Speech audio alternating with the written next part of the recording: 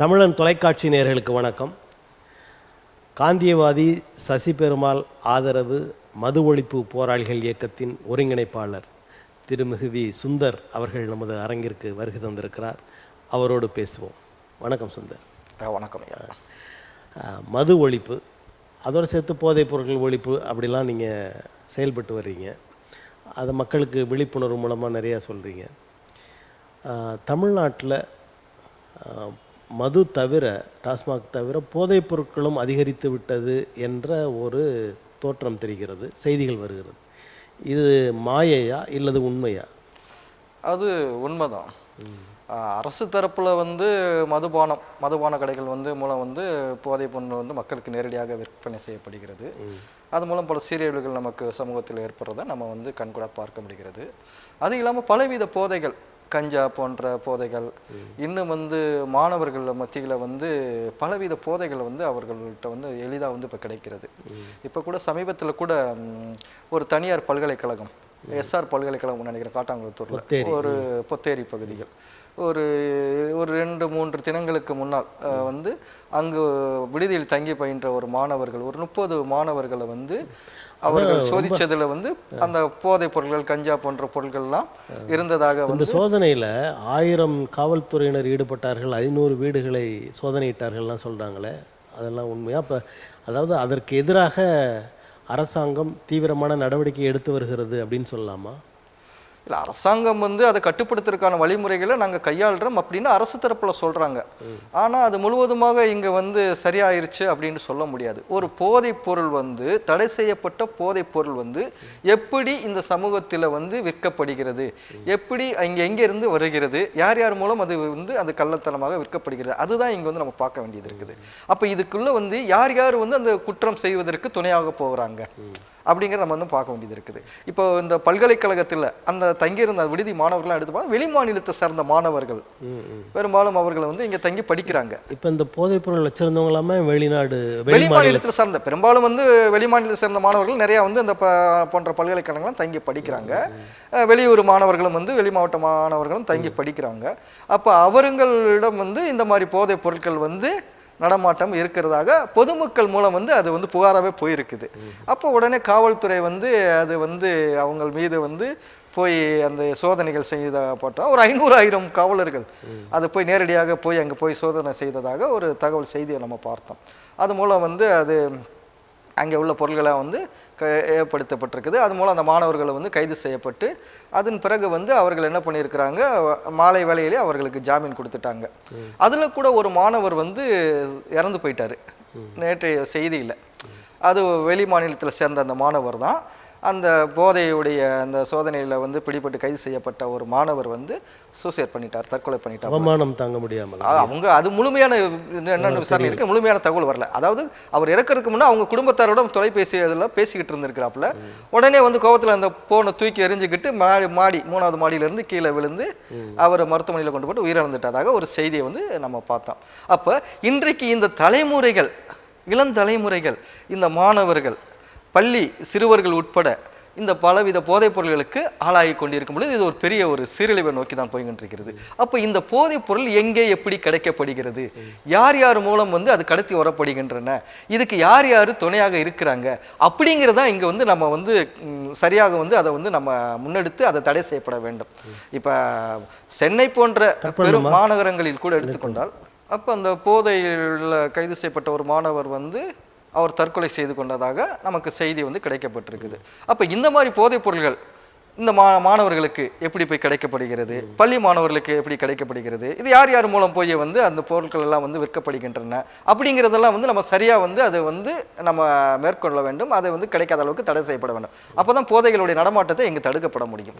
இப்போ சென்னை போன்ற ஒரு பெரும் மாநகரங்களில் நம்ம எடுத்துக்கொண்டோம்னால் மையப்பகுதியிலே நம்ம பார்க்கலாம், கஞ்சா பொருட்கள் ரொம்ப அதிகமாக அங்கங்கே பேருந்து நிறுத்தங்கள், ரயில் நிலையங்கள், ரொம்ப சாமானிய மக்கள் குடியிருப்புகளிலெல்லாம் வந்து கஞ்சா போன்ற பலவித போதைப் பொருள்கள் வந்து எளிதாக வந்து கிடைக்கிற மாதிரிலாம் வந்து நம்ம வந்து பார்க்க முடியுது.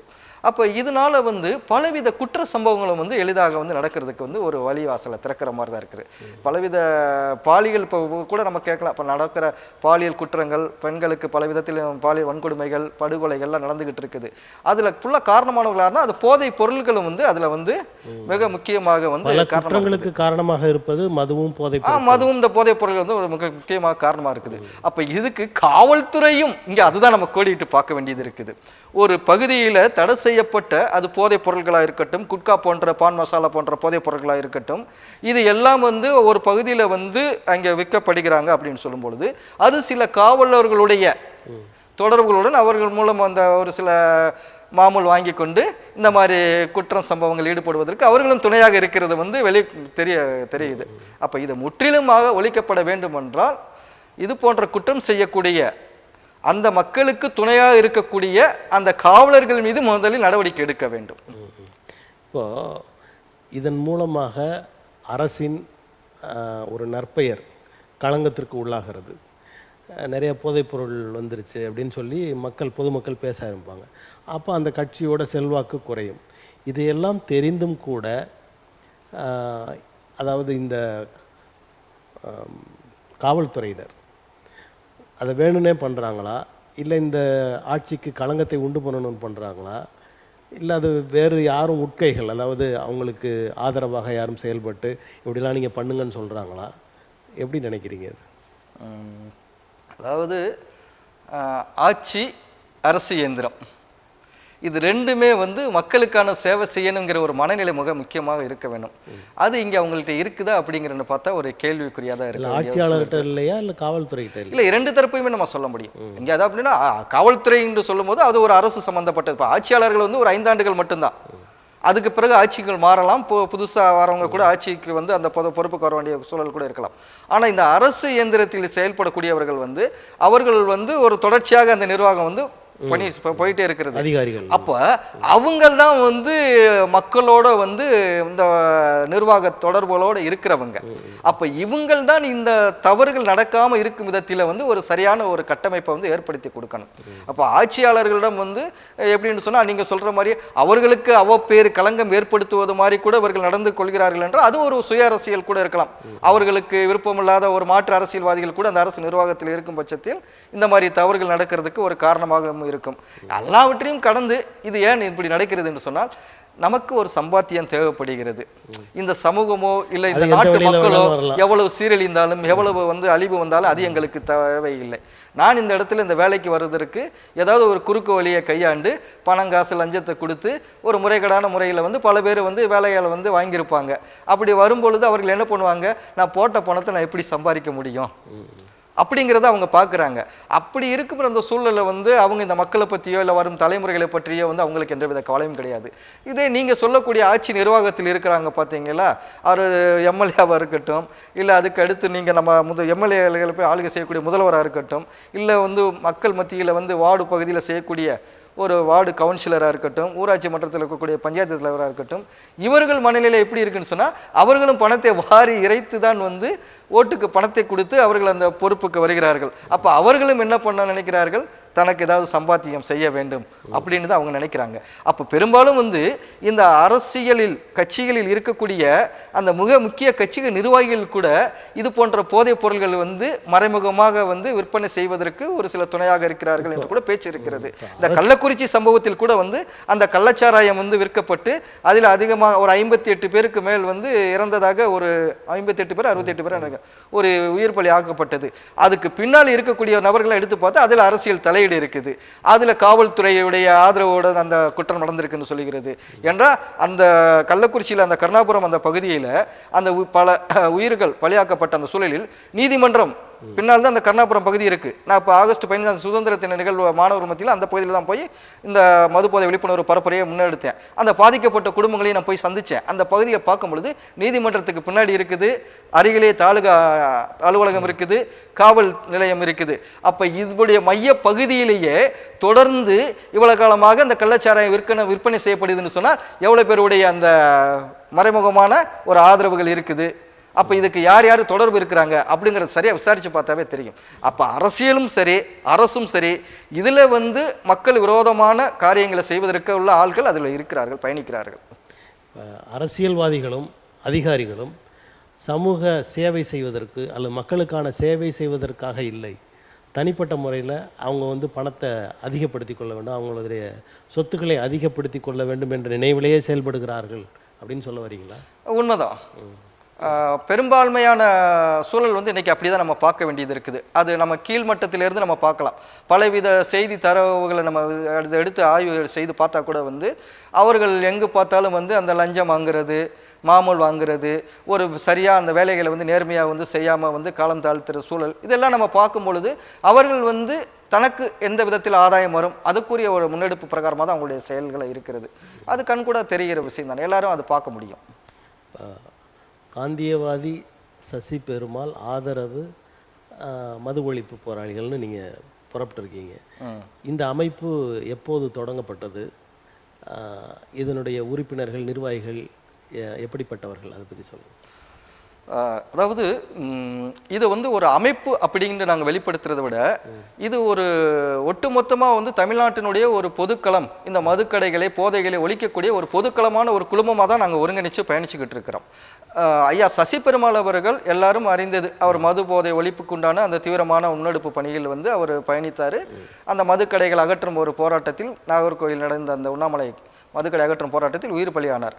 அவருடைய உயிர் பலிக்கு பிறகு அவருடைய அந்த தியாகத்தையும் அவருடைய நோக்கத்தையும் மக்கள் கவனத்துக்கு எடுத்து செல்ல வேண்டும்.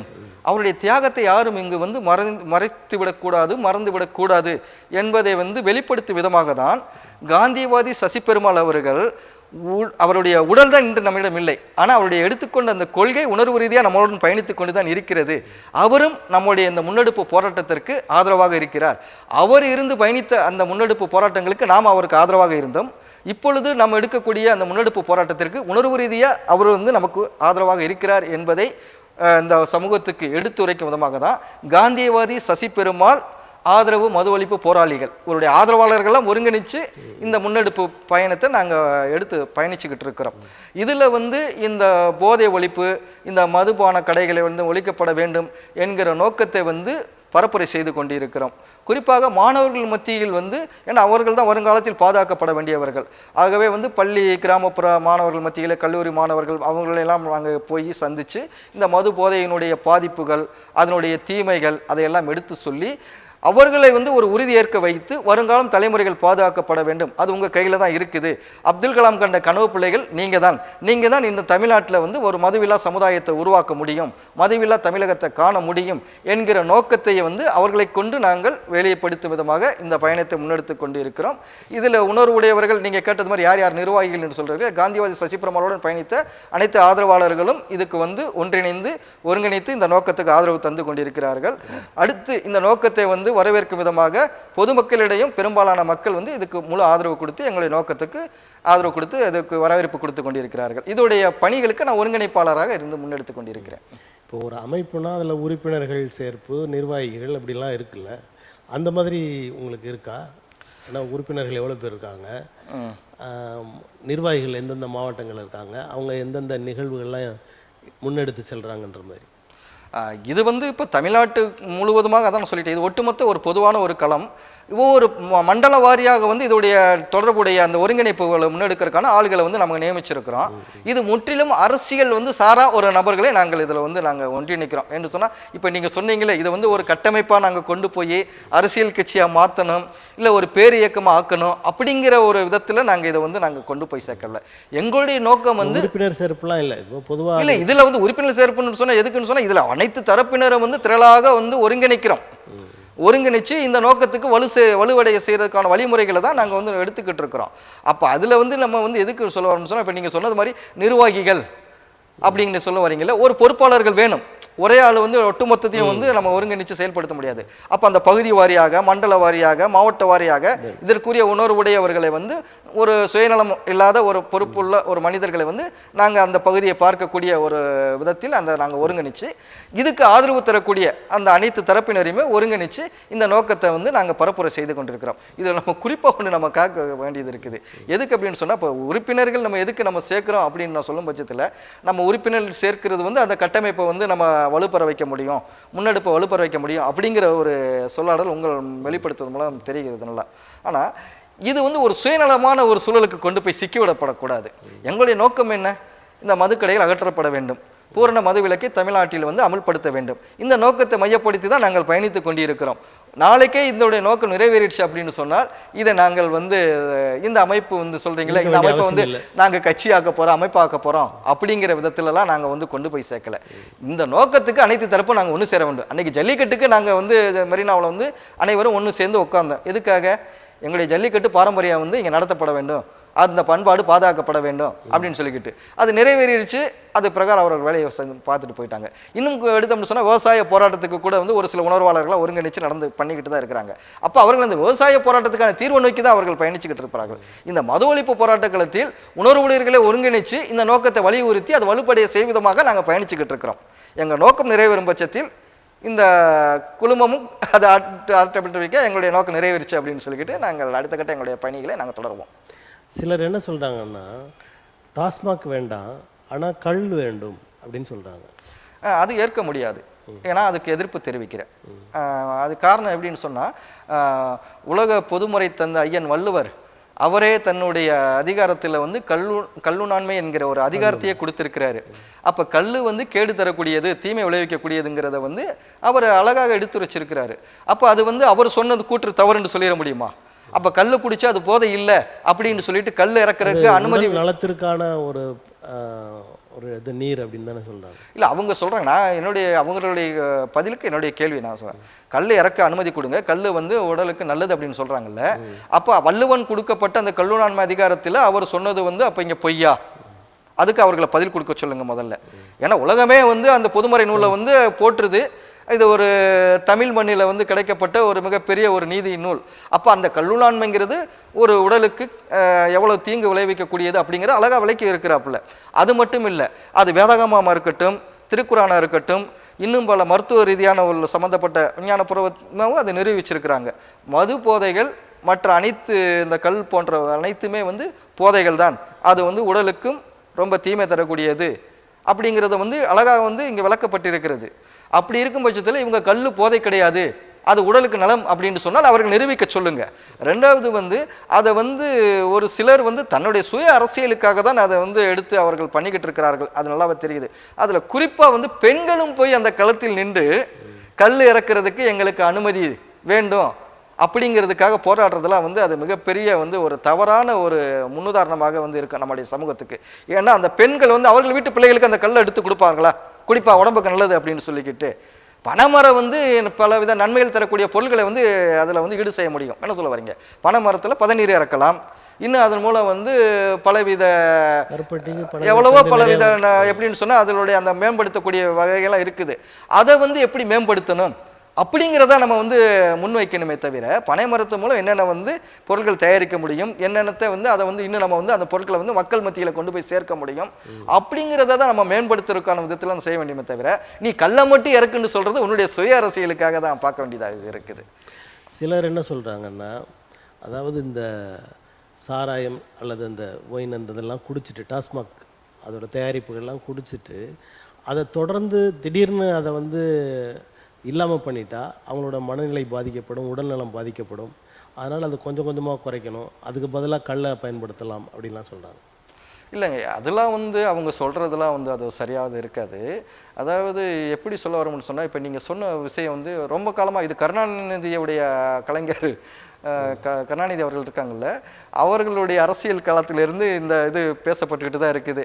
எப்படின்னா சுற்றி இருக்கிற மாநிலங்கள் எல்லாமே வந்து திறந்து வச்சிருக்கும் பொழுது, மதுபான கடைகள் இந்த மாதிரி சாராய கடை திறந்து இருக்கும் பொழுது தமிழ்நாட்டை மட்டும் திறந்து வைக்காம எப்படி இது பண்ண முடியும் அப்படின்லாம் வந்து அவர் வந்து ஒரு தேவையில்லாத ஒரு சில சாக்கு போக்கெல்லாம் சொல்லுவாங்க. அதே மாதிரி வந்து இப்போ நீங்கள் சொன்ன அந்த ஒரு கருத்தும், அதாவது உடனடியாக வந்து அந்த குடிபோதையை நிறுத்த விட்டாங்கன்னு சொன்னால் பலவித உபத்திரவங்களுக்கு ஆளாவாங்க அப்படின்னு சொல்லுவாங்க. அப்போ ஒரு சின்ன ஒரு சமீபத்தில் இந்த கொரோனா ஒரு ஊரடங்கு உத்தரவு வந்துச்சு பார்த்தீங்களா, அப்போ அனைத்து மதுக்கடைகளும் மூடப்பட்டிருந்தது ஒட்டு மொத்தமாக. அப்போ அதில் போதைக்கு உள்ளானவங்க எல்லாமே வந்து குடிக்காமல் இருந்துட்டாங்கல்ல, அதில் எவ்வளோ பேர் வந்து அதில் பலவித பாதிப்புக்கு உள்ளாயிட்டாங்க சொல்லுங்கள்? ஒன்றும் இல்லையே. அந்த காலகட்டத்தில் பல குடும்பத்தில் அப்பா கொரோனாங்கிற ஊரடங்கு வந்து எங்களுக்கு பொருளாதார ரீதியாக பல விதத்தில் எங்களுக்கு ஒரு கஷ்டங்களை ஒரு இழப்புகளை கொடுத்துருக்கு. ஆனால் இந்த மதுக்கடைகளுடைய தாக்கத்தில் இருந்து என் வீட்டுக்காரரு என் பிள்ளைகள் குடிக்காமல் எங்கள் குடும்பத்தில் கொஞ்சம் அமைதி இருக்குது, சண்டை சச்சரவு இல்லை அப்படிங்கிற வந்து ஒரு பல பெண்கள் வந்து அங்கே வந்து வெளியில் சொல்கிறத நம்ம ஆழமாக பார்க்க முடிஞ்சது. அந்த பீரியடில் கூட வந்து மதுக்கடைகள்லாம் மூடின பிறகு ஒட்டு மொத்தமாக வந்து இதை வந்து மூடிட்டோம்னு சொன்னாவே, இப்போ நீங்கள் சொன்னீங்களே உடனே மூடிட்டோம்னு சொன்னோம்னு சொன்னால் அவங்களுக்கு வந்து ரொம்ப அது வந்து உடல் பாதிப்புகளை கொடுக்குன்னு சொல்லிக்கிட்டு அப்போவே நாங்கள் வலியுறுத்தணும். இவ்வளோ காலமாக அது மூடியாச்சு, இப்போ வந்து ஆமாம் அப்படி தொடர்ந்து நீங்கள் மூடிடுங்க, இன்னும் திறக்காத, இதுதான் ஒரு நல்ல ஒரு சந்தர்ப்பம், திரும்ப திறக்காதீங்க அப்படின்னு எவ்வளோ வலியுறுத்தணும், போராடணும். ஆனால் அந்த அரசு வந்து அதை அலட்சியப்படுத்திருச்சு. அதனுடைய தாக்கம் வந்து மிகப்பெரிய ஒரு மேலும் ஒரு பெரிய பாதிப்பை உருவாக்கி கொண்டு போய் இன்றைக்கி பல போதைகளுக்கு கொண்டு போய் விட்டுருக்குது. ரெண்டாவது நாம் என்ன சொல்கிறோம்னு சொன்னால், இது நாங்கள் படிப்படியாக குறைப்போம் அப்படின்ற அவங்க சொல்லியிருக்காங்க பார்த்தீங்களா, படிப்படியாக குறைப்போம்னு சொன்னால் இவங்கள எப்போவே இந்த கடைகளெல்லாம் குறைச்சி நேரம் வந்து தமிழ்நாட்டில் அனைத்து மதுக்கடையிலும் மூடப்பட்டிருக்க வந்திருக்கணும். அதுவும் கிடையாது. ரெண்டாவது காலகட்டத்திற்குள் மொத்தமாக நீங்கள் வந்து மூடுவீங்கன்ற ஒரு இதெல்லாம் இல்லை. ஆமாம், அவங்களுடைய அந்த நிர்ணயிக்கிற அரசியல் தன்மையில் வெளிப்பாடில் எதுவுமே கிடையாதுங்கள்ல. அவர்களுடைய கடைகள் வந்து நாங்கள் படிப்படியாக குறைப்போம் அப்படின்னு எப்போ அம்மையார் ஜெயலலிதா அவர்கள் 2016 அவங்க தேர்தல் அறிக்கையில் அப்போ கொடுத்தாங்க. அவங்களுடைய கண் துடைப்பாக ஒரு 500 கடைகள் மூடப்பட்டாங்க. அது வந்து அதிக வருமானம் கலெக்ஷன் இல்லாதவருக்கு பார்த்து கடைகளை பார்த்து மூடினாங்க. மக்கள் எதிர்ப்பு தெரிவிக்கக்கூடிய சில கடைகளை மூடினாங்க. அப்புறம் திமுக ஆட்சிக்கு வந்த பிறகு அவங்கள ஒரு சில கண் துடைப்புக்கான ஒரு சில கடைகளை மூடினாங்களே ஒழிய, நாங்கள் இந்த பீரியடுக்குள்ளே மூடினோம் அப்படின்னு அவங்க ஏதாவது வந்து உத்தரவாதம் கொடுக்குறாங்கள? கிடையாது. அதே மாதிரி வந்து இந்த போதையில் வந்து சிக்கியிருக்கிற அந்த மனிதர்களை மீட்க வேணும்னு சொன்னால் அது போதை மறுவாழ்வு மையங்கள் மூலம் தான் அவர்களை வந்து நம்ம திருப்பதற்கான வழிகளை நம்ம கையாள வேண்டுமே தவிர, பல தலைமுறைகள் சீரழிவை தான் நம்ம பார்க்க வேண்டியது. நீ வந்து குடிக்கிற ஒரு மனிதரை பற்றி நீ வந்து நீ கவலைப்படுறீங்கன்னு சொன்னால் அந்த குடிகாரனால வந்து அவங்க குடும்பத்தில் இருக்கிற எத்தனை பேர் பாதிக்கப்படுறாங்க, அவனை சார்ந்து இருக்கிற இந்த சமூகத்தில் எவ்வளோ பேர் பாதிப்புக்குள்ளாகிறாங்க. அப்போ அதை நீங்கள் இங்கே பார்க்க வேண்டியது இருக்குதுங்கல்ல. அப்போ பெரும்பான்மையான மக்கள் தான் இங்கே பாதிப்புக்கு உள்ளாகிறாங்க. ஆகவே நீங்கள் ஒட்டுமொத்தமாக மதுக்கடைகளை மூட வேண்டும், அனைத்து போதைகளையுமே இங்கு ஒழிக்கப்பட வேண்டும். அப்பொழுது இந்த தமிழ்நாடும் தமிழகத்தில் உள்ள வருங்கால தலைமுறைகளுக்கும் அது ஒரு பெரிய ஒரு பாதுகாப்பாகவும் ஒரு சிறப்பாகவும் அமையும். தமிழ்நாடு அரசு நிர்வாகம், அந்த இயந்திரம், அரசு இயந்திரம் டாஸ்மாகோட நிதியினால தான் உருண்டோடி கொண்டிருக்கிறது. டாஸ்மாகோட நிதி இல்லைன்னா, அங்கேருந்து வருமானம் இல்லைன்னா தமிழ்நாட்டில் பல திட்டங்களை செயல்படுத்த முடியாமல் போயிடும் அப்படின்ற ஒரு வாதம் இருக்குது. இல்லை, இந்த வாதத்தெல்லாம் ஏற்க முடியாது. தமிழ்நாடுடைய அரசாங்கம் வந்து இந்த மது வருமானத்து மூலம் கிடைக்கக்கூடிய அந்த நிதி மூலம் தான் வந்து இது இயங்கி கொண்டு இருக்குது அப்படின்னு சொல்கிறலாம் ஏற்றுக்கொள்ள முடியாது. ஒரு சிறப்பான ஒரு நிர்வாகம் என்பது மக்களுக்கு எது வேண்டும் எது வேண்டாம் அப்படிங்கிறத மக்கள் சொல்கிறாங்களோ அது பிரகாரம் தான் அவங்க நிர்வாகம் செய்யணும். ஏன் இதுக்கு முன்னே காமராஜர் அண்ணாவெல்லாம் நிர்வாகம் பண்ணும் பொழுது இந்த மதுக்கடைகள் இல்லாமல் அவங்க ஆட்சி நிர்வாகம் செய்யலைங்களா? அப்போவே செஞ்சுருக்கும் பொழுது இன்றைக்கி பலவிதமான ஒரு வளர்ச்சி அடைந்த ஒரு காலகட்டத்தை நோக்கி நம்ம பயணிச்சுக்கிட்டு இருக்கிறோம். அப்போ இப்போதைக்கு அவங்களுடைய அரசு தரப்பில் வந்து அவர்கள் மானிய கோரிக்கைகளை வெளிப்படுத்தினது மது வருமானம் வந்து ஒரு 45,000 கோடியை தாண்டி அவர்கள் வந்து அதை நிர்ணயித்து அது மூலம் வந்து கிடைக்கப்பட்டது அப்படின்னு சொல்கிறாங்க. அந்த 45,000 கோடியை எதன் மூலம் அது ஈடு செய்ய முடியும் அப்படிங்கிறலாம் பல பொருளாதார நிபுணர்கள் அதுக்குண்டான ஒரு அறிக்கை தாக்கல்லாம் அவங்களுக்கு கொடுத்துருக்குறாங்க. அப்போ நம்ம தமிழ்நாட்டில் இருக்கக்கூடிய இயற்கை வளங்கள் மூலமே பல விதத்திலையும் வந்து அந்த 45,000 கோடியை வந்து ஈடு செய்ய முடியும். அதன் மூலம் வந்து இந்த பொருளாதாரத்துடைய அந்த இதை வந்து சரி கட்ட முடியும். இதை வைத்து தான் நாங்கள் நிர்வாகம் பண்ண முடியும் அப்படின்னு சொல்கிறதெல்லாம் ஏற்றுக்கொள்ள முடியாது. என்ன சொல்ல வரீங்க? இப்போ தேவையில்லாத பலவித செலவினங்கள், தேவையில்லாத மக்களுக்கு வந்து நாங்கள் அதை செய்கிறோம் இதை செய்கிறோம் அப்படின்லாம் ஒருத்தனுக்கு சொல்லுவாங்கள்ல, ஒருத்தனை சோம்பேறி ஆக்கிறத விட அவனுக்கு உழைக்கிறதுக்கான வழிமுறைகளை நீ ஆயத்தப்படுத்தி கொடு, அவன் யாரையுமே வந்து எதிர்பார்க்காம அவன் சுயமாக நிற்பான் அப்படிங்கிறதான் வந்து ஒரு செய்யணும். அதுதான் ஒரு சிறப்பான ஒரு ஆட்சி நிர்வாகத்துக்கு இங்கே காரணமாக இருக்கும். எனக்கு தெரிஞ்சு நான் பல இது மாதிரி ஒரு நேரடி விவாதங்களில் நான் கொடுக்கக்கூடிய பதில் என்னவென்று சொன்னால், இது மக்களுக்காகவோ இல்லை இந்த வருமானத்தை கொண்டு தான் நாங்கள் ஆட்சி செய்ய முடியும் அப்படிங்கிறத விட தாண்டி அவர்களுடைய சுய லாபத்துக்காக சுய ஆதாயத்துக்காக தான் இது போன்ற இந்த விற்பனைகளை தொடர்ந்து நடக்கிறதுக்கு அவர்கள் அனுமதி தந்து கொண்டிருக்கிறார்கள். ஒட்டுமொத்த மதுபான தொழிற்சாலைகள் நடத்துறது யார் என்று பாருங்க. அப்புறம் இந்த மதுபான கடைகளை வாடகைக்கு விட்டுருக்காங்க பார்த்தீங்களா டாஸ்மாக் நிறுவனத்துக்கு, அது யாருன்னு பாருங்க. அப்புறம் மது குடிப்பகம் அது பாரு சொல்லணும் பார்த்தீங்களா, அது நடத்துறது யாருன்னு பாருங்க. இது எல்லாமே அந்த அரசியல் கட்சி இப்போதைக்கு ஆளும் கட்சியாக இருக்கட்டும், இல்லை இதுக்கு முன்னே ஆட்சி செய்த அதிமுகவாக இருக்கட்டும், அவர்களை சார்ந்த அந்த கட்சி நிர்வாகிகள் தான் இதை அவர்கள் பொருள் சேர்க்கும் விதமாக பயன்படுத்தி கொண்டிருக்கிறார்கள். அப்புறம் அரசியல் கட்சிகளை கூட்டங்களுக்கு மக்களை சேர்க்கறதுக்கு, ஓட்டு அரசியலுக்கு எளிதாக மக்களை கோட்டரை கொடுத்து பிரியாணியை கொடுத்து அந்த கூட்டத்தை சேர்த்து ஓட்டை வாங்குறதுக்கு அது அவங்களுக்கு எளிதாக இருக்கிறது. மக்களை அப்படியே அடிமைத்தனத்தில் வச்சு அவனை சிந்திக்க விடாமல் பண்ணி இவர்கள் பதவி வாங்கணும், பணம் சம்பாதிக்கணும், அதுக்காக தான் இந்த மது விற்பனையை அவர்கள் தொடர்ந்து நடைமுறைப்படுத்திட்டு இருக்கிறார்களே தவிர மற்றபடி அந்த வருமானத்தை வச்சு தான் இங்கே நிர்வாகம் செய்ய முடியும் அப்படிங்கிற சொல்கிறத ஏற்றுக்கொள்ள முடியாது.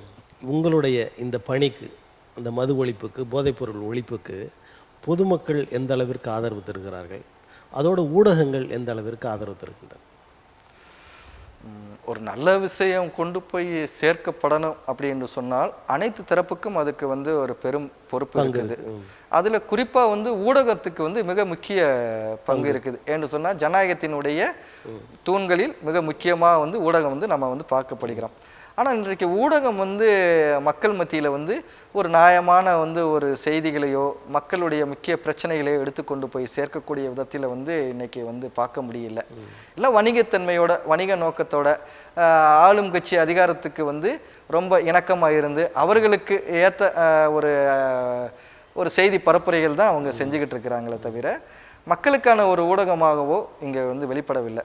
எதுக்கு நான் சொல்கிறேன் அப்படின்னு சொன்னால், எங்களுடைய இப்போ தொடர்ந்து நாங்கள் இப்போ பயணிச்சுக்கிட்டு இருக்கிறோம், மதுபோதை ஒழிப்புக்கு உண்டான ஒரு பரப்புரைப்பு எடுத்துக்கிட்டு இருக்கிறோம். இதை எப்படி கொண்டு போய் சேர்த்துக்கிட்டு இருக்கிறோம். ஐயா சசி பெருமாளுடைய ஒவ்வொரு நினைவேந்தலையும் நாங்கள் நடத்தி கொண்டு தான் இருக்கிறோம். இப்போ கடந்த ஜூலை 31 9 ஆண்டு நினைவேந்தலும் நடத்திட்டோம். அவருடைய பிறந்தநாள் பிப்ரவரி 20 அவருடைய பிறந்தநாள் நிகழ்வு நடத்திக்கிட்டு இருக்கிறோம். அப்புறம் அது மட்டும் இல்லாமல் மாணவர்கள் மத்தியில் போய் கிராமப்புற பகுதியெலாம் போய் இந்த மதுபோதை ஒழிப்புக்குண்டான போதை விழிப்புணர்வு பரப்புரை பணிகளை மேற்கொண்டுகிட்டு இருக்கிறோம். அப்போ மிக இந்த மாதிரி ஒரு பாதிப்புகள் வரும்பொழுது அதை அரசு கவனத்துக்கு எடுத்து சொல்லும் விதமாக பலவித ஆர்ப்பாட்டங்கள், உண்ணாநிலை போராட்டங்கள், பலவித போராட்ட முன்னெடுப்புகள் வாயிலாகவும் இந்த நோக்கத்தை வெளிப்படுத்தி கொண்டிருக்கிறோம். இதெல்லாம் எந்த வித ஊடகத்திலும் வெளியில வருது அப்படின்னுலாம் நீங்கள் பார்க்க முடியாது. அதே வேளையில் எது இந்த சமூகத்துக்கு தேவை, எது இந்த சமூகத்துக்கு தேவை இல்லை அப்படிங்கிறத அவர்கள் ஊடகம் தீர்மானிக்கக்கூடிய ஒரு இடத்துல இருக்கிறாங்க. ஆனால் இங்கே அவர்கள் எந்த செய்தியை முக்கியத்துவம் படுத்துகிறாங்க அப்படிங்கிறத பார்க்க வேண்டியதாக இருக்குது. இப்போ சமீபத்தில் நேற்றைய ஒரு பத்திரிக்கை, அந்த பத்திரிக்கை பெரும்பாலான வாசகர்கள் இருக்கிறது ஒரு முக்கியமான ஒரு பத்திரிக்கை. ரெண்டாவது, தமிழ்நாட்டிலேயே ஒரு காலகட்டத்தில் ஆட்சி மாற்றம் ஏற்படுவதற்கு அந்த பத்திரிகையுடைய பங்கு அடித்தட்டு மக்கள்கிட்டலாம் தமிழை கொண்டு போய் சேர்த்து ஒரு பத்திரிகை என்று சொல்லிக்கிட்டு நம்மளாம் அது மீது ரொம்ப ஒரு மதிப்பு வச்சிருக்கிற ஒரு பத்திரிக்கை. அதில் ஒரு நடிகர் நட்சத்திர பேட்டி அப்படின்னு சொல்லிக்கிட்டு ஒரு நடிகையுடைய அந்த ஆபாசமான அந்த ஒரு புகைப்படத்துடன் பாதி பக்கத்துக்கு அரை பக்கத்துக்கு அவங்களுடைய பேட்டி அப்படின்னு சொல்லிட்டு போட்டிருக்கிறாங்க.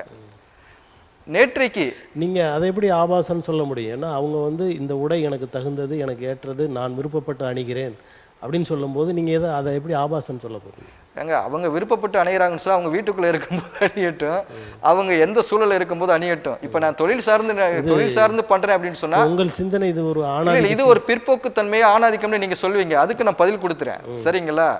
அதாவது இங்கு எந்த மாதிரி சூழலுக்கு எந்த மாதிரி அது வெளிப்படணும் அதுதான் பார்க்க வேண்டியது இருக்குது. அவர்கள் இப்போ நீங்க சொல்லும் போது சொல்ல நாங்கள் ஆடையை பற்றி பேசணும்னு சொன்னால் உடை அணிவதை நீங்க எப்படி கட்டுப்படுத்த முடியும்? ஏங்க, நீங்க உடை அணிவது அதான் சொல்ல எங்களுடைய சுதந்திரம். நாங்க பிற்போக்கோட நாங்க பயணிக்கிறவர்கள் கிடையாது. அதே நேரத்தில் இந்த சமூகத்தை சீரழிக்கும் பொழுது நாங்கள் வேடிக்கை பார்த்து கொண்டு இருக்க முடியாது, சரிங்களா? அப்போ உன்னுடைய உடை நீ எப்படி சொல்ல வரீங்கன்னா எந்த இடத்தில் எந்த சூழலில் உங்களுடைய உடை இருக்குது அப்படிங்கிறத அது நீங்க தீர்மானிக்கிங்க. ஆனால் இப்போ ஒரு எப்படின்னு சொன்னா எதுக்காக சென்சார் போர்டு அது ஒரு சில விஷயங்களை ஒரு சில காட்சிகளை நீக்கிறாங்க. அது வந்து சரியாக வந்து சமூகத்துக்கு சமூகத்துக்கு வந்து தேவையில்லாதது, அந்த காட்சி பொருள் வேண்டாம் அப்படிங்கிற நேரத்தில் தான் வந்து சென்சார் வந்து அதுக்கு வந்து தடை பண்ணுறாங்க. சரிங்களா? இப்போ ஏ சர்டிஃபிகேட் அப்படின்னு ஒன்று கொடுக்குறாங்க.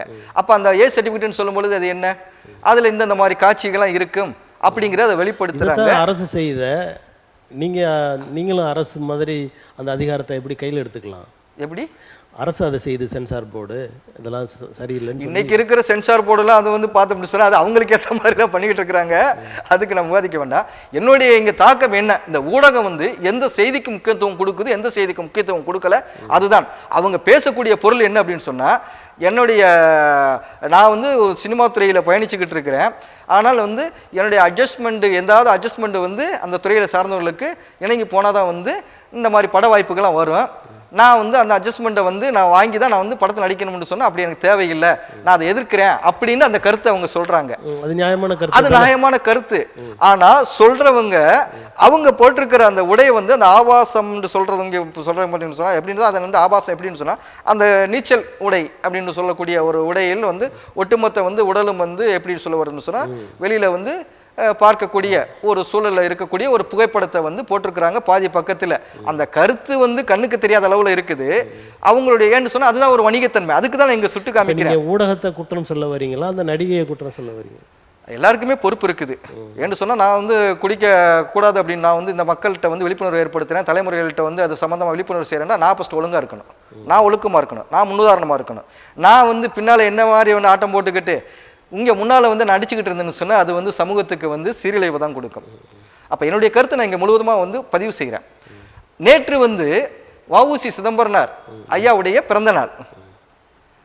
அவர் இந்த நாட்டுக்காக தன் சொத்தை சுகத்தை எல்லாத்தையுமே இழந்து சிறை போய் செக்கு இழுத்து உயிரிழந்த ஒரு குடும்பம். இன்னைக்கு அவரை சார்ந்திருக்கிற குடும்பம் வந்து பலவித கஷ்டத்துக்கு மத்தியில் இருப்பதாக பலவித தகவல்களை நம்ம வந்து கேள்வி போடுறோம்.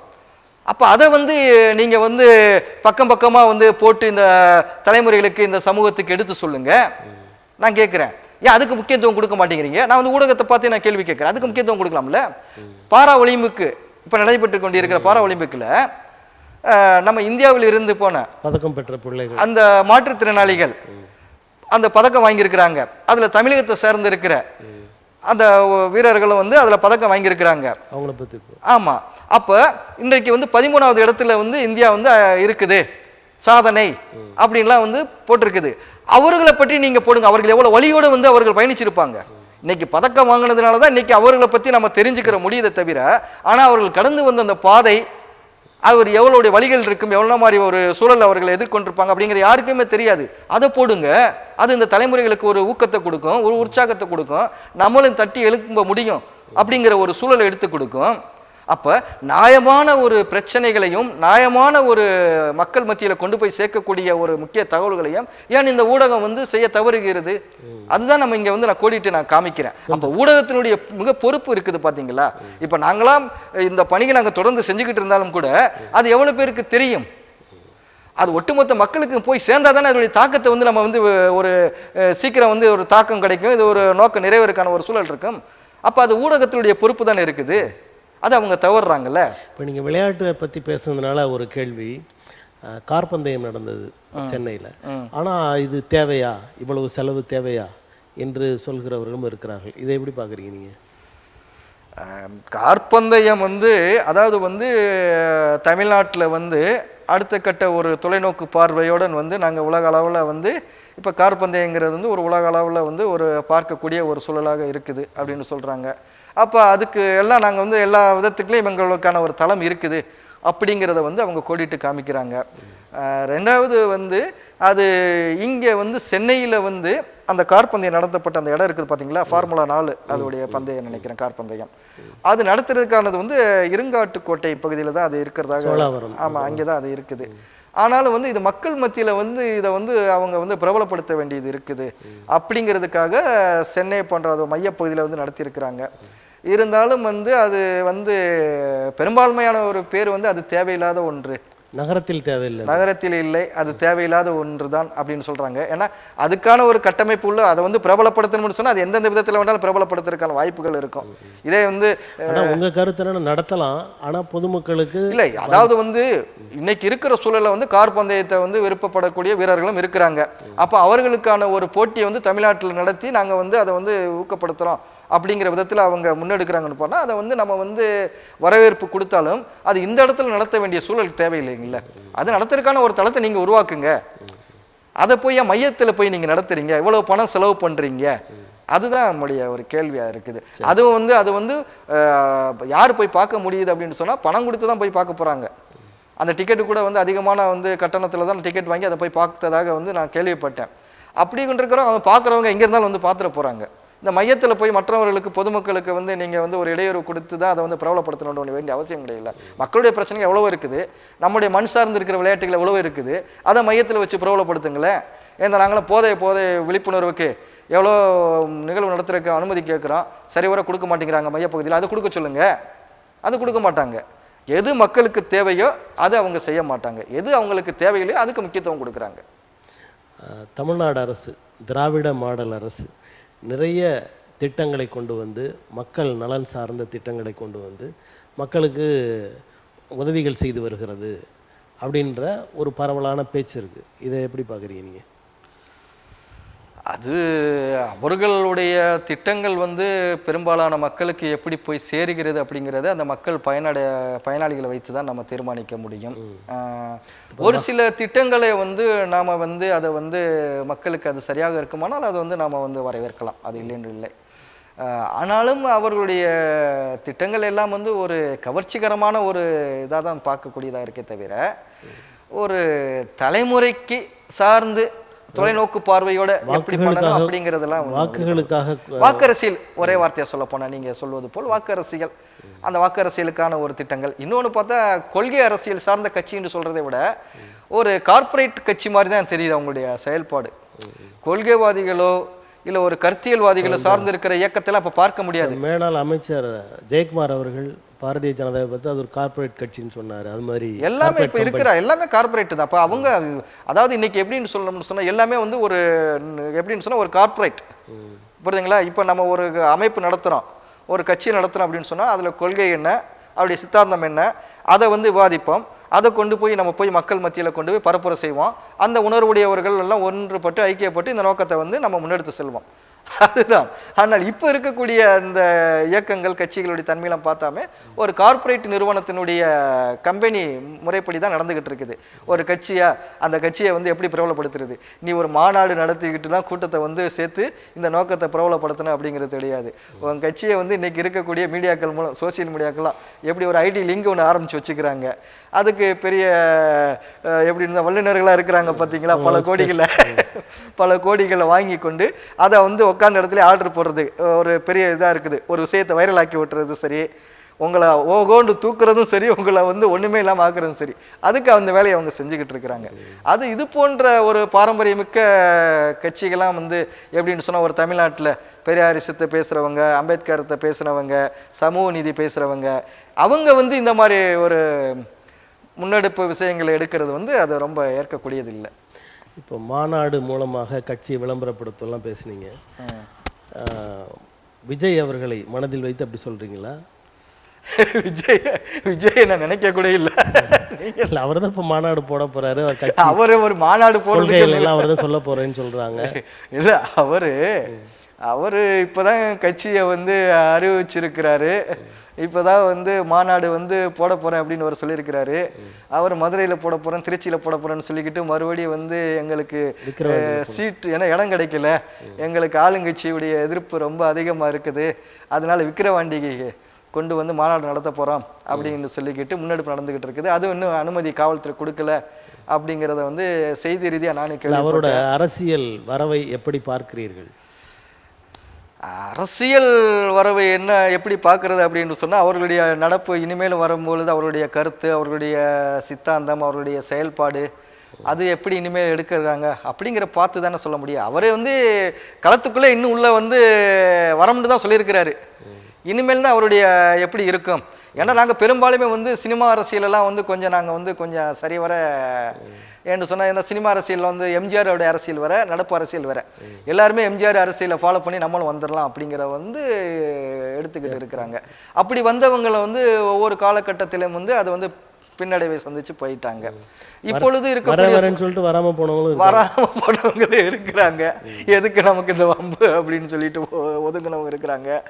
வந்து திண்டாடிக்கிட்டு இருக்கிறவங்களையும் நம்ம பார்த்துக்கிட்டு இருக்க வேண்டியதாக இருக்குது. இப்பொழுது வந்து விஜய் அவர்களுடைய அரசியல் வந்து இனிமேல் அவருடைய தாக்கம் எப்படி இருக்கும் அப்படிங்கிற வர்ற தேர்தலையும் வரக்கூடிய அவர்களுடைய அரசியல் செயல்பாடும் வச்சு தான் நாம் முன்னெடுக்க முடியும். பார்க்கலாம், சினிமா அரசியல் மக்கள் சார்ந்த அரசியலாக இருக்குதா இல்லை அவர்களுக்கான அரசியலாக இருக்குதா? இந்த பதில் வந்து எல்லாரும் சாதாரண மனிதர்கள்ட்ட சொல்லிடுவாங்க. அதாவது அவங்க வரட்டும், வாக்குகள் பெறட்டும், அப்புறம் சொல்கிறேன்னு. ஒரு அரசியல் தளத்தில், மக்கள் விழிப்புணர்வு தளத்தில் இருக்கிற நீங்கள் இவர் இந்த அளவிற்கு வருவார் என்ற ஒரு கணிப்பை நீங்கள் சொல்லலாம்ல, அதுக்காக கேட்குறேன். அடுத்த கணிப்பு 2026 அவரது நிலை எப்படி இருக்கும்? அதாவது என்னுடைய கணிப்பு என்ன அப்படின்னு சொன்னால், ஒரு இயக்கம் வந்து வளர்ந்த இயக்கம், ஆட்சி அதிகாரத்தில் இருக்கிற இயக்கம், அவங்களுக்கு வந்து ஒரு மாற்று அரசியல் வந்து நாங்கள் அப்படின்னு சொல்லிக்கிட்டு அவங்க வராங்க அப்படின்னு சொன்னால் அவங்க எதை நோக்கி வராங்க, அவங்களுடைய பின்புலம் என்ன அப்படிங்கிறத இங்கே நம்ம கோடிட்டு காமிக்கக்கூடியதாக இருக்குது. அப்போ கோடிட்டு காமிக்கும் பொழுது விஜய் என்கிற ஒரு பிரபலமான ஒரு தனி ஒரு அடையாளம் இருக்கிறது. இன்னும் இப்போ இவருக்கு என்ன சிறப்பு சொல்கிறாங்கன்னா, ஒரு உயர்ந்த நிலையில் இருக்கிறார், பல கோடிகளை சம்பளமாக வாங்குறாரு. அப்படி ஒரு உச்சநிலைக்கு இருக்கிறவர் திடீரென்று மக்கள் நலன் சார்ந்து ஒரு அரசியலுக்கு வர்றாரு, அதுவே ஒரு பெரிய ஒரு செயல் அப்படின்னு சொல்கிறாங்க. சொல்கிறவங்க யார்? இருக்கிற பொதுமக்களில் சிலர் அப்படி சொல்கிறாங்க. பொதுமக்கள் சிலர் சொல்கிறாங்களா இல்லை அவங்கள சார்ந்த விருப்பப்பட்டவர்கள் ரசிகர்கள் சொல்கிறாங்களா? எல்லாருமே ரசிகர்கள் இங்கே பார்க்க வேண்டியது இருக்குது. அதாவது ரசிகர்கள்லேயே சிலர் இன்னொரு அவர் நடிச்சுட்டே இருக்கலாம், எதுக்கு அரசியல் போகிறாருன்னு சொல்கிறவங்களும் இருக்கிறாங்க. இல்லை, அதாவது இந்த நாட்டில் வந்து அரசியல் செய்கிறதுக்கு, கட்சி ஆரம்பிக்கிறதுக்கு ஜனநாயகப்படி எல்லாருக்குமே உரிமை இருக்குது. அது உங்களுக்கு இருக்குது, எனக்கு இருக்குது. அப்போ விஜய்க்கு இல்லைன்னு நம்ம சொல்ல முடியாது. அவர் தாராளமாக ஆரம்பிக்கலாம், நடத்தலாம், இல்லைன்னு சொல்லலை. ஆனால் அவருடைய அரசியல் தாக்கம் இந்த தமிழ்நாட்டுடைய, இப்போ நீங்கள் கேள்வி கேட்டீங்க, இந்த மக்கள் களத்தில் பயணிக்கிறதுனால என்ன சொல்ல வரீங்க அப்படின்னு சொல்லிக்கிட்டு, அதுக்காக நான் சொல்லும் பட்சத்தில் இது பொதுவாக என்னுடைய பார்வைக்கு எப்படி இருக்குது அப்படின்னு சொன்னால், ஒரு மாற்று அரசியல் ஒன்று வேணும். அப்போ அந்த மாற்று அரசியல் அப்படின்னு சொல்லும் பொழுது வந்து இப்போதைக்கு வந்து தமிழ்நாட்டில் வந்து திமுகவுக்கு அடுத்து வந்து ஒரு எதிரான ஒரு அரசியல் களம் வந்து வலுவாக வந்து இல்லாத ஒரு சூழல்ல நம்ம பயணிச்சு அந்த களத்தை வந்து தக்க வச்சுக்கலாம் அப்படிங்கிற அவங்களுக்கு எதிரான வலுவான அணிதான். இல்லை இல்லை, அதிமுக வந்து எப்படின்னு சொன்னால், அதிமுக வந்து ஒரு நிலையான ஒரு எதிர்க்கட்சியாக இருக்குது அப்படிங்கிற விதத்தில் கூட சொல்ல முடியாது. ரெண்டாவது, அவங்களே வந்து பல விதத்திலேயே வந்து 3-4 பிரிவாக பிரிஞ்சு போய் நான் தான் பொறுப்பாளர் பின்பும் கூட இப்போ நாடாளுமன்ற தேர்தல் அவங்க 2வது இடத்துல தானே இருக்கிறாங்க. அவங்களுடைய தன்மை உடைச்செடுக்கும் விதமான ஒரு அரசியல் இங்கே நடந்துக்கிட்டு இருக்கலாம். ரெண்டாவது, இவங்களுடைய நிலைப்பாடு வந்து தொடர்ந்து எப்படி இருக்கும் அப்படிங்கிறத வந்து நம்ம நாளுக்கு நாள் போகும்பொழுது அதை நம்ம தெரிஞ்சுக்கலாம். புரியுதுங்களா? அடுத்து ஒரு தேர்தலில் வந்து அவர்கள் இன்னும் பலவீனமானப்பட்ட ஒரு சூழல் வந்து போச்சுன்னு சொன்னால் அது ஒரு கேள்விக்குறியானதாக இருக்கும். என்னென்னு சொன்னால், அந்த தலைமையை வந்து முழுவதுமாக ஏற்றுக்கிட்டாங்க அப்படின்னு சொன்னால் அதுவும் வந்து ஒரு கேள்விக்குறி தான். அப்போ இந்த சூழ்நிலையில் என்ன பார்க்குறாங்க, இவங்களுடைய அரசியல் என்ன, திமுக ஆளுங்கட்சியாக இருக்குது, அடுத்து அதிமுகங்கிற ஒரு கட்சி வந்து அது வந்து ஒரு கேள்விக்குறியான ஒரு சூழல் இருக்குது. அப்போ வந்து ஒரு ஜெனரேஷன் கேப் ஒன்று இருக்குது பார்த்தீங்களா. இப்போ திமுகவுக்கு அடுத்த தலைவர் வந்து வெளிப்படையாக எல்லாருக்கும் தெரியுது. அடுத்த தலைவர் நீங்கள் யாரை சொல்லுவீங்க? அவர் உதயநிதி சொல்லுவாங்க, உதயநிதி ஸ்டாலின் அப்படின்னு சொல்லிட்டு இன்னைக்கு எல்லா இடத்துலையுமே வந்து தெரியக்கூடிய லெவலுக்கு உருவாகிட்டாங்க. அப்போ இந்த இடத்துல வந்து ஒரு ஆப்போசிட்டான ஒரு லீடரேஷன் வந்து நமக்கு வர்றதுக்கான ஒரு சூழல் இருக்குது. அப்படிங்கிற பிரபாகரமாக அவர் அந்த களத்தில் வந்து நிற்கிறாரு. இது வந்து நம்ம பார்க்கக்கூடிய அந்த கருத்து பகிர்வு மூலம் கிடைக்கப்பட்ட ஒரு தகவல்னு வச்சுக்கோங்களேன். அப்போ அவர் அந்த களத்துக்குள்ள அரசியலுக்கு வராரு. அவர் வந்து கொள்கை அடிப்படையில் என்ன சொன்னா, அவர் கொடுக்கப்பட்ட மாநாட்டில் அவர் கொள்கையை அறிவித்த பிறகு அவர் சரியா வருவாரா இல்லை வரமாட்டாரான்னு உங்களால சொல்ல முடியல. இல்லை, எதையுமே வந்து ஒருத்தவங்க வந்து ஒரு அரசியலில் வந்து பின்னடைவை சந்திச்சுட்டாங்க சினிமாக்காரவங்க, அதனால இவர் வந்து சக்சஸ் பண்ண முடியுமா அப்படிங்கிறத வந்து நம்ம வந்து இங்கே பதிலாக கொடுத்துட முடியாது. ஒருத்தரால முடியாதது இன்னொருத்தரால முடியக்கூட முடியும். மக்கள் வந்து இன்றைய சூழ்நிலையில வந்து ஒருவேளை வந்து ஆதரவு கொடுக்கலாம், இல்லை ஆதரவு கொடுக்காம போகலாம். அது அந்த நிலைப்பாடு. என்ன சொல்ல வரீங்க? ஆனால் இங்க என்னுடைய பார்வைக்கு நான் என்ன சொல்ல வரேன்னு சொன்னா, இவர் இந்த அரசியல் தளத்துக்குள்ள யாரை போட்டி போட்டு வராப்புல, நமக்கு இருக்கக்கூடிய வந்து ஒரு ரசிகர்கள், இவர்களை வந்து நம்ம வந்து இந்த பலத்தை வச்சு நாம வந்து எப்படியாவது வந்து நம்ம ஆட்சியை வந்து நம்ம பிடிச்சிடணும் அப்படிங்கிற ஒரு நம்பிக்கையில் அவங்க வந்து இங்கே வந்து பிடிக்கிறாங்க. அவங்க வைக்கிற கொள்கை கோட்பாடு கடந்த காலத்தில் அந்த கிடைக்கப்பட்ட அந்த பத்திரிகையில் பார்க்கும் பொழுது சமூக நீதியை பற்றி நாங்கள் பேசுகிறோம். என்ன சொல்ல வரீங்க? இங்கே தமிழ்நாட்டில் இருக்கக்கூடிய வந்து பகுத்தறிவை பற்றி நாங்கள் பேசுகிறோம்.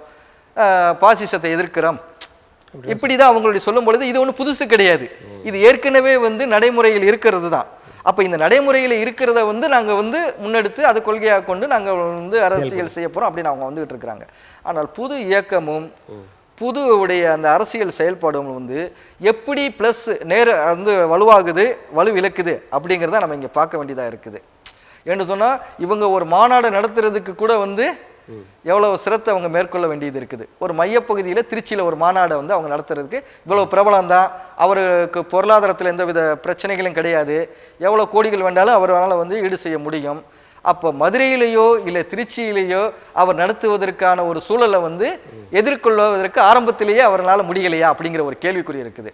அப்போ ஆரம்பமே அப்படின்னு சொன்னால் இன்னும் பிரச்சனைகள் பல இருக்கும். உனக்கு பல முட்டுக்கட்டையில் போட தான் செய்வாங்க. அதிகாரத்தில் இருக்கிறவங்க அவங்க அதிகார பலத்தை வச்சு பலவித தடைகளை கொடுப்பாங்க, பலவித இடையூறுகளை கொடுப்பாங்க. அதை எதிர்கொண்டு அரசியல் செய்வது தான் இங்கே அரசியல் தன்மை. அவரது செயல்பாடுகளை வைத்து தான் அது என்னன்னு. ஆமாம், அது மட்டும் இல்லாமல் புதுசாக இருக்கக்கூடிய அந்த அரசியலில் இருக்கக்கூடிய அந்த நிர்வாகிகள் அந்த தன்மையுள்ள இப்போ எப்படின்னு சொன்னால் இளைஞர்கள் வராங்க பார்த்தீங்களா, அவர்கள்லாம் வந்து ஒரு உற்சாகத்தில் வருவாங்க, ஒரு எப்படின்னா ஒரு அவர் மேலே ஒரு ரசிகருங்கிற ஒரு தன்மையில் வருவாங்க. ஆனால் தொடர்ந்து பயணிக்கும் பொழுது அதோடைய தாக்கம் எப்படி இருக்கும்னுலாம் சொல்ல முடியாது. ஏன்னா நம்ம பல கட்ட மாற்றத்துக்கான அரசியலை பயணித்தவர்களை நம்ம பார்த்துட்டோம். ஒரு கட்டத்துக்கு மேலே பார்க்கும் பொழுது அவர்கள் என்ன பண்ணால் அவங்க எதிர்பார்ப்பு உடனே நிறைவேறலை அப்படின்னு சொல்லிக்கிட்டு அவங்க பின்வாங்கிடுவாங்க. அவங்க மீது முரண்பட்டு அவங்க வந்து வெளியே போய் நின்றுவாங்க. அப்போ இந்த மாதிரி சூழல்லாம் இருக்கும் பட்சத்தில் வந்து அது எப்படி அரசியல் தன்மையுடைய வெளிப்பாடு என்பது அவருடைய செயல்பாடை வச்சு தான் முன்னெடுக்க முடியும். நடிகர் விஜயோட வரவு எந்த கட்சியை பாதிக்கும் என்று நினைக்கிறீர்கள்? அதாவது வாக்குகளை குறைக்கும் அப்படின்னு நினைக்கிறீங்க? அதாவது விஜயுடைய அரசியலுடைய எவ்வளவு வாக்கு சதவீதம் அவருக்கு சொல்ல முடியல. இவர் வரும்போது இந்த வாக்குகள்லாம் அவருக்கு போகிறதுக்கான வாய்ப்பு இருக்குது அப்படின்ற மாதிரி இல்லை. ஏன்னா அதாவது வந்து அவங்க ஒரு விஷயத்தை இங்கே நம்ம வந்து நல்லா நம்ம பார்க்க வேணும். எப்படின்னு சொன்னால் ரசிகர்களாக இருக்கிறவங்க எல்லாருமே வந்து சினிமாவில் பார்க்குறான், சினிமாவில் வந்து என் ரசிகன், என் தலைவன் அப்படின்னு சொல்லுவான். ஆனால் அவர்கள் வந்து அவர்கள் அரசியலுக்கு உடன்படுவார்களா அப்படின்னு சொல்ல முடியாது.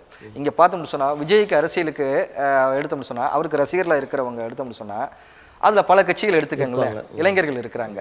அப்போ அவர்கள் வந்து அவர்களை சார்ந்து இருக்கிறவர்களுக்கு வந்து கட்சிங்கிறது வேற, சினிமா ரசிப்பு தன்மைங்கிறது வேற அப்படின்னு அவங்க போயிடுவாங்க. சிலர் என்ன பண்ணுவாங்க, வேற கட்சியில் இருந்தால் கூட நம்ம கதாநாயகன், நம்ம விரும்புகிற ஒரு கதாநாயகன் அரசியல் கட்சி ஆரம்பிச்சிருக்காரு, அப்போ அவருக்கு வாக்களிக்கணும்னு நினைப்பாங்கல்ல. ஐயா, ஒரு விஜய் ரசிகர்கள் எடுத்துக்கிறோமே, ஊருக்கு ஊர் மிஞ்சு போச்சுன்னு சொன்னால் அவங்க ரசிகர் மன்றமே அமைப்பு ரீதியாக வச்சிருக்கணும்னு சொன்னால் ஒரு பகுதி வாரியாக அமைப்பு வச்சிருக்குன்னு சொன்னால் எவ்வளோ பேர் இருப்பாங்க? ஒரு சராசரியாக எடுத்துக்கணும் எவ்வளோ பேர் இருப்பாங்க?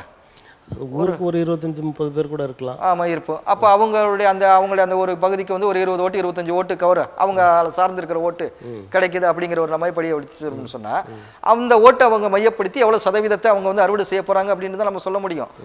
அதே நேரத்தில் வந்து அவர்கள் வந்து இன்னும் வந்து இந்த இடைப்பட்ட ஒரு வருடம் தான் இருக்குது. இந்த ஒரு வருடத்தில் அந்த தேர்தலுக்கு உண்டான அவர்கள் அரசியலை முன்னெடுத்து அதை வந்து அவங்க அமைப்பை வந்து தொடக்கத்திலே ஆரம்பிச்சிட்டாங்களே உறுப்பினர் சேர்ப்பதெல்லாம் நடந்து. அவங்க 2 கோடி பேரை சேர்த்துட்டோம் அப்படின்னு அவங்க சொல்லிக்கிட்டு இருக்கிறாங்க. சரிங்களா, 2 கோடி பேரை சேர்த்துட்டோம், அதை வச்சு அவங்களுடைய கணக்கு ஒன்று போட்டிருக்கும் பட்சத்தில் வந்து சில விஷயத்தில் வந்து நம்ம வெளிப்படையாக நம்ம சொல்லணும்னா அந்த எவ்வளோ விஷயங்கள் பேச வேண்டியது இருக்கும் பொழுது அதில் போய் நம்ம நேரத்தை கொடுக்கணுமா அப்படிங்கிற மாதிரி தான் இருக்குது.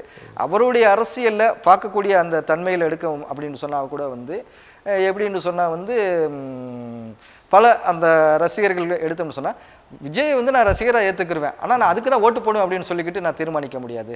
நான் சார்ந்து இருக்கிற சமூகம் இருக்குது, என் சமூகத்துக்காக இவ்வளோ காலம் பாடுபட்டுக்கிட்டு இருக்கிறாப்புல, நான் அப்போ அவருக்கு தானே நான் என் பின்னாடி நிற்பேன் அப்படின்னு ஒரு கூட்டம் சொல்லிக்கிட்டு இருக்கிறாங்க. அப்புறம் ஒரு சிலர் வந்து என்ன சொல்ல போகிறாங்க, நான் இந்த கட்சியை சார்ந்துவேன், நான் விஜய் படத்தை நான் பார்ப்பேன், அதுக்கான விஜய்க்கு நான் ஓட்டு போட்டுற முடியும்னு நான் சொல்ல முடியுமா அப்படின்னு அவங்க சொல்லிக்கிட்டு இருக்கிறாங்க. அப்போ இதெல்லாம் அவர்களுடைய தாக்கத்தை பார்த்து அவர்களுக்கு யார் அவர்கள் ரசிகர்களில் சார்ந்து இருக்கிறவர்கள் விஜய்க்கு தான் ஓட்டு போடணும் அப்படிங்கிறவர்கள் விஜய் ஓட்டு போடலாம். ரெண்டாவது வந்து இந்த கட்சிக்கு மாற்று அரசியல் வேணும் அப்படின்னு நினைக்கிறாங்க பார்த்தீங்களா, அவர்கள் ஒரு சாரார ஓட்டு போடலாம். அப்படி போடும் பொழுது எவ்வளோ சதவீதம் கிடைக்கும் அப்படின்னு சொன்னால் பெரும்பாலுமே வந்து இந்த ஒரு புதுசாக வர ஒரு மக்கள் ஆதரவு நிலையில் இருக்கக்கூடியவங்க வந்து ஒரு 5% மேலே ஒரு ஓட்டு சதவீதத்தை எதிர்கொள்ளக்கூடிய ஒரு சூழலை தான் நம்ம பார்க்க வேண்டியதாக இருக்குது. இவருடைய அரசியலுடைய வெளிப்பாடு இவர் 3வது இடத்திற்கு வருவாரா? மூன்றாவது இடத்துக்கு வருவாரா, நான்காவது இடத்துக்கு வருவாரா அப்படிங்கிறதை வந்து எப்படியான நாம் தமிழர் வந்து ஒரு வலுவான ஒரு கட்டமைப்பில் தானே இருக்குது. ஆமாம், அதை சொல்லுங்கள். அதாவது நாம் தமிழர் கட்சி தொடர்ந்து தனித்து நின்று போட்டியிடுறாங்க. அடுத்த முறையும் தனித்து தான், அதாவது விஜயை வரவேற்ற அவர் கூட்டணிக்கான சாத்தியக்கூறுகள் இருந்த நேரத்தில் நான் தனியாக தான் போட்டியிட போகிறேன்னு சொல்கிறார். இல்லை, அது தேர்தல் வந்து இன்னும் முடிவு வந்து எப்படி வேணாலும் மாறலாம். ஏன்னா ஒரு விதத்தில் வந்து அவர்கள் வந்து கூட்டணி சேர்ந்து அந்த அவர்களுக்கு சரின்னு பட்டுச்சுன்னா கூட அவர்கள் அதில் கூட்டணி சேர்ந்தா கூட அதுக்குண்டான தேர்தல் முரண்படும்ல. என்ன சீமானோட மனநிலை மாறுன்றீங்களா, மாறலாம்ன்றீங்களா? இல்லை, அவருக்கு ஓகே. ஏன்னா 2 பேரும் வந்து ஒரு மாற்றத்துக்கான ஒரு அரசியலை கொடுக்கலாம். ஒரே துறையை சார்ந்தவர்கள், சினிமா துறையை சார்ந்தவர்கள். இதில் பார்த்தீங்கன்னா நீங்கள் தொடர்ந்து ரொம்ப காலமாக சீமான் பயணிச்சுட்டு வர்றார். அவர் நான் முதல்வர் அப்படின்ற நிலையில் தான் இருப்பார். விஜய் வந்தால் அவர் முதல்வராக முடியாது இல்லை? இல்லை, அது அவர்கள் எடுக்கக்கூடிய நிலைப்பாடை பொறுத்து இருக்கு. அதாவது வந்து எப்படின்னு சொன்னால் வந்து இவருக்கான ஒரு தேர்தலுங்கிறது வந்து புதுசாக கட்சி ஆரம்பிக்கும் பொழுது அவர்களுடைய தனித்துவமான வந்து இப்போ நீங்கள் கேட்டீங்க எவ்வளோ ஓட்டு சதவீதம், அதை நான் வந்து உடனடியாக நான் எப்படி நான் சொல்ல முடியும்? நான் கண்மூடித்தனமாக நான் சொல்ல முடியாது. ஏன்னா புதுசாக வர கட்சி தேர்தலில் போய் நின்ற பிறகு தான் அவங்களுடைய பலம் என்னென்ன வெளிப்படுத்த முடியும். யார் யார் ஓட்டு போடுவாங்க போட மாட்டாங்கன்னு சொல்லிக்கிட்டு நான் அவங்கள சார்ந்து இருக்கிறவங்களே வந்து முழுசாக 2 கோடி பேர் ஓட்டு போட்டுருவாங்க அப்படின்னு சொல்லிட்டு நான் உறுதிப்படுத்த முடியுங்களா? உறுதிப்படுத்த முடியாது. அப்போ அவங்க தேர்தலை சந்தித்து அவர்கள் தேர்தலுடைய பலத்தை நிரூபித்தாதான் அவங்களுடைய பலம் என்னென்று வெளிப்பட முடியும். இப்போ கமலஹாசனே கூட அவர் கட்சி ஆரம்பித்து அவர் அந்த தேர்தலை சந்தித்த பிறகு கூட வந்து ஒரு வெளிப்படுத்தினார். சரியா? அதாவது நம்ம சினிமாவில் வந்து எவ்வளோ பிரபலமாக இருந்தோம், ஆகா ஓகொண்டு இருந்தோம், ஆனால் மக்கள் களத்துக்கு போன பிறகு தான் நம்மளுடைய யாருங்கிறத சுய அடையாளமே தெரிய வருது. அப்போ சினிமா வேற, அரசியல் வேற. நீங்கள் சினிமாவில் இருக்கிறது எல்லாம் வந்து நிஜத்திலேயே வந்து நடக்கும் அப்படிங்கிறத வந்து நீங்கள் நினச்சிட முடியாது. அதுதான் இங்கே பார்க்க வேண்டியது இருக்குது. உங்களுடைய அரசியல் தன்மை நீங்கள் மக்கள் மத்தியில் எந்த அளவுக்கு கொண்டு போய் சேர்க்கப்பட போகிறீங்க, உங்களுடைய செயல்பாடு எந்த அளவுக்கு மக்கள் மத்தியில் நம்பிக்கை ஏற்படுத்த போகிறீங்க, அதெல்லாம் மையப்படுத்தி தான் வந்து இங்கே வந்து அந்தவுடைய தேர்தலில் நீங்கள் செய்யக்கூடிய அந்த வாக்கு வங்கியை வந்து நீங்கள் அறுவடை செய்ய முடியும். ஆட்சி அதிகாரத்தில் இருக்கிறாங்க பார்த்தீங்களா, அவங்கள மிக பலசாலியான ஆளுங்க. அவங்கள எப்படி ஓட்டு அறுவடை செய்யணும் அப்படிங்கிறதெல்லாம் வந்து பயங்கரமாக தெளிவாக எடுத்து வச்சிருக்கிறாங்க. அவங்கள்ட்ட நான் மோதல் அப்படின்னு சொல்லும் பொழுது நான் பல விதத்திலேயே வந்து என்ன தயார்படுத்த வேண்டியதாக இருக்குது. நீ நேரடியாக கொண்டு போய் நீங்கள் போய் ஒரு ஒலிம்பிக் போட்டியில் போய் நீங்கள் போய் கலந்துக்கிற விட்டால் எப்படி இருக்கும்? பயிற்சி வேணும், பயிற்சிகள் வேணும். அந்த பயிற்சி களத்தில் நான் வந்து அவர்களை எதிர்கொள்ளக்கூடிய விதத்தில் என்னுடைய பலத்தை நான் அதிகரிக்க வேண்டியது இருக்குது. அதே பிரகாரம் தான் அவர்களுடைய அரசியலுக்கான மக்களுடைய ஆதரவுகள், அவருடைய தேர்தலில் அவர்கள் கிடைக்கப்பட்டுடைய வாக்கு தன்மையுடைய எல்லாத்தையும் நம்ம அறிய முடியும். உங்களது கருத்துக்களை தமிழன் தொலைக்காட்சிக்கு தந்தமைக்கு எங்களது நன்றியை தெரிவித்து மிக்க நன்றிகள். நேயர்களே வேறொரு ஆளுமையுடன் அடுத்த நிகழ்வில் சந்திப்போம். நன்றி, வணக்கம்.